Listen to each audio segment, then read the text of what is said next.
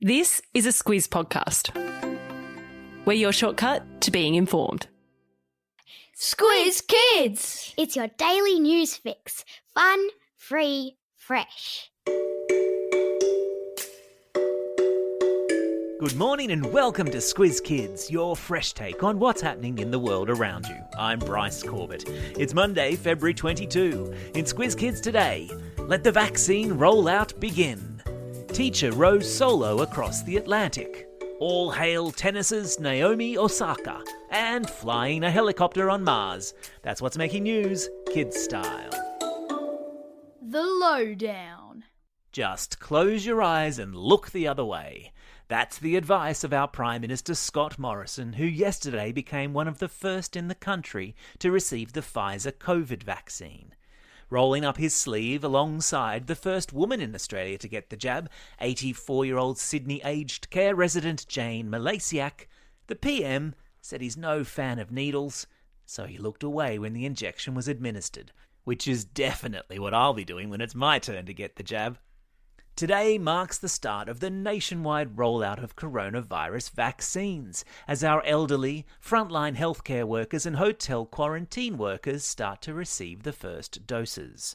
So, when can you expect to get a jab? The rollout is expected to happen in 5 phases. First will be the elderly, classified as people over 70, disabled Australians and health and hotel quarantine workers.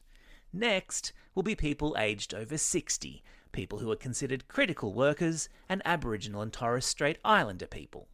Then it will be the rest of the adult population, followed finally by children. That's you lot.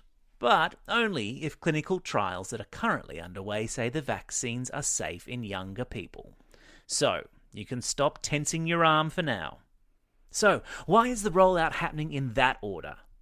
Because it's starting with Australians who are most vulnerable, which is to say the ones who would be in most danger if they caught the virus, and ending with those who are the least affected by it.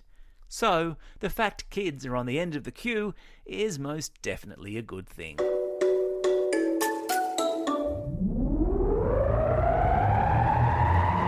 Spin the globe. Each day we give the world globe a spin and find a new story from wherever it stops.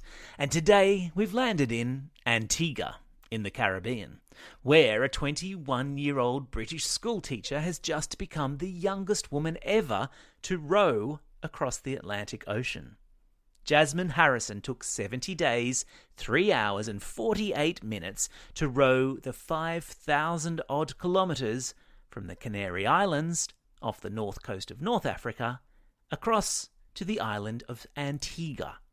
If you've got a world globe or an atlas handy, now would be a good time to whip it out, just to see how far that is and what a remarkable feat it represents. Jasmine says she rowed for 2 hours, then slept for 2 hours, for 70 days straight. Her boat tipped over a few times in the middle of the ocean. It was exhausting and it got lonely out there, but Jasmine said it was the greatest thing she has ever done, and she hoped it would inspire young people to take on challenges that they might think are too hard to tackle. Sport time. All hail Naomi Osaka, the new queen of the tennis world, after her convincing win on Saturday night against America's Jennifer Brady to take home the trophy at this year's Australian Open. Osaka, who comes from Japan, took just under 90 minutes to beat Brady 6-4, 6-3 and claim her second Australian Open title and her 4th Grand Slam title. Now, there are 4 tournaments in the prestigious Grand Slam category: the Australian Open, the US Open, the French Open and Wimbledon. And in the men's singles final last night, world number 1 Novak Djokovic proved why he's top of the pile, beating Russia's Daniil Medvedev 7-5, 6-2, 6-2. Spaced out. The Mars rover Perseverance has sent back its first photos from the surface of the red planet after touching down successfully on Friday morning. Scientists are doing cartwheels over the first set of images that have been sent back to Earth, capturing eerie shots of Mars's barren surface and detailed shots of rocks they hope may contain evidence that life once lived on our big, red planetary neighbour.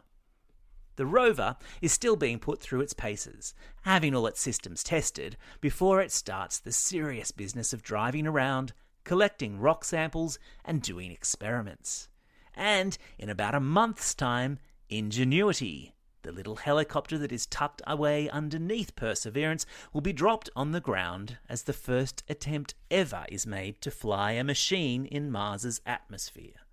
There's a cool link in today's episode notes to a video showing how Ingenuity, the super cool Mars helicopter, will work. How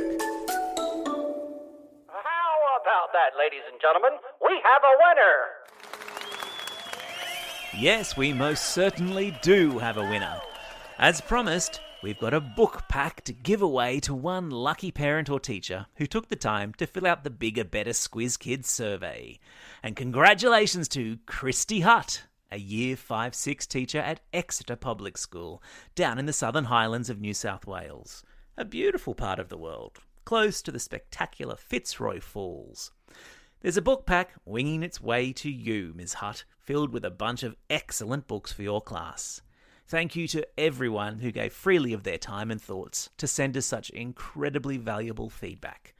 Watch this space now as we put your thoughts into action. Time for the Squiz.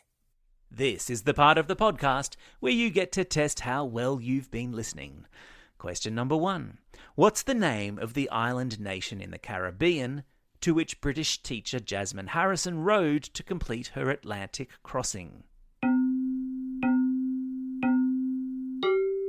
That's right, it's Antigua. Question number 2. Name the tennis player from Japan who won the women's singles title at this year's Australian Open. Yeah, it's Naomi Osaka. Question number 3. What's the name of the high-tech helicopter that will soon take flight on Mars? You got it, it's Ingenuity.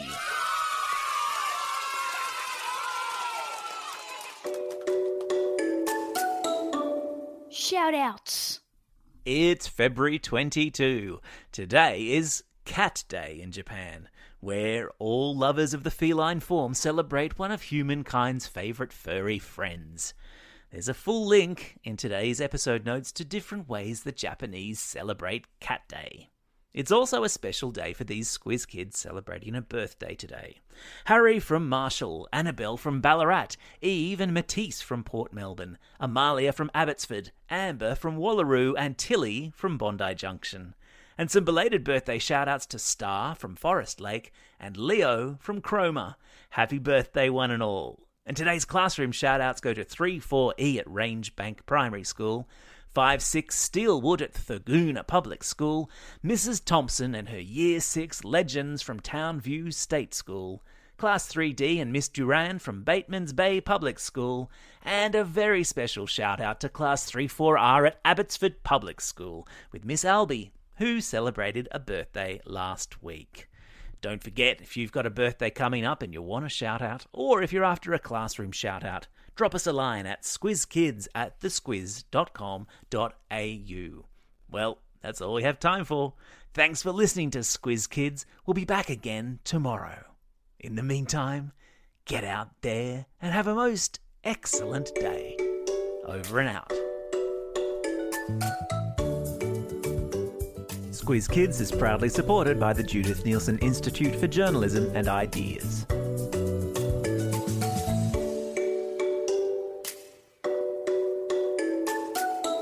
Squiz Kids! It's your daily news fix. Fun, free, fresh.